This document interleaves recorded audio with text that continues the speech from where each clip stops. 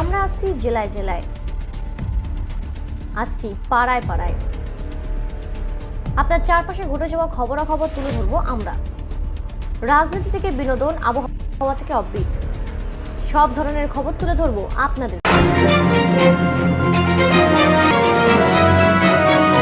যুক্ত থাকুন, সঙ্গে থাকুন, দেখতে থাকুন কলকাতা নিউজ 19।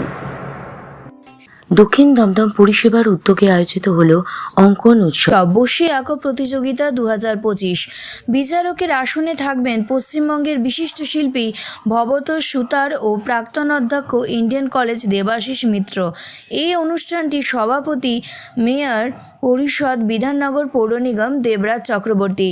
এই অনুষ্ঠানটি প্রধান আয়োজনে ছিলেন বাণীব্রত চক্রবর্তী। এই অঙ্কন উৎসবে বিপুল সংখ্যক ছেলে মেয়েরা অংশগ্রহণ করে। এই উৎসবে অংশগ্রহণকারীদের উৎসাহ চোখে পড়ার মতো।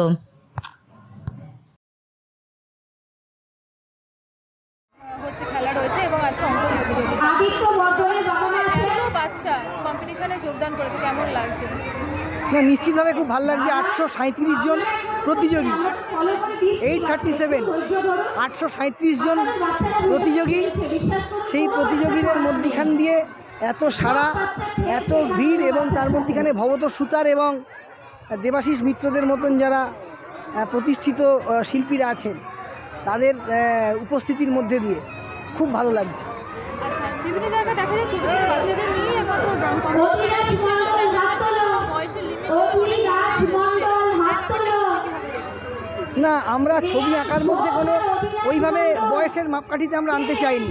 আমরা চেয়েছি সমস্ত শিল্পীরা, যাদের মধ্যে শিল্প সত্তা আছে, তাদের শিল্প সত্তার প্রকাশ ঘটে।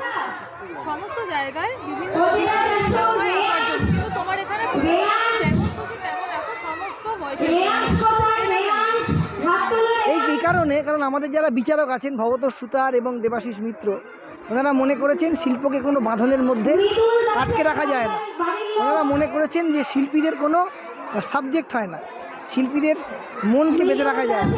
তাই প্রত্যেকের মনের যা ইচ্ছে সেটা ওনারা আঁকতে বলেছেন, সেভাবেই হয়েছে। এখানে কতজন বিজয়ীকে বেছে নেওয়া হবে? প্রত্যেক গ্রুপ থেকে first second third, group A থেকে first second third, group B থেকে ফার্স্ট সেকেন্ড থার্ড, সি থেকে ফার্স্ট সেকেন্ড থার্ড এবং ডি থেকে। কয়টি গ্রুপ আছে? 4টি গ্রুপ। আমাদের 4টে গ্রুপ আছে। যারা আজকে জিতবে এবং যারা জিতবে না সকলকে কি মেসেজ দেবে? যারা জিতবে তাদেরকে শুভকামনা, যারা জিতবে না তাদের আগামী বছরের শুভকামনা, কারণ আমাদের এই অনুষ্ঠান চলবে। বার্তা এটাই দেবো যে শিল্প সংস্কৃতির জগৎটাকে যত বেশি আমরা ছোট বয়স থেকে ছেলে মেয়েদের মধ্যে, আমাদের যারা অভিভাবক রয়েছেন বা আমরা যারা এই জগতের সঙ্গে আছি, তারা যেভাবে আমরা এটাকে আরও বেশি তাদের উৎসাহিত করতে পারবো, তাহলে তারা শিল্প সংস্কৃতি সচেতনতা তাদের জীবনের ক্ষেত্রে এটা অনেক বেশি কাজে লাগবে। দেবাশিস মিত্র।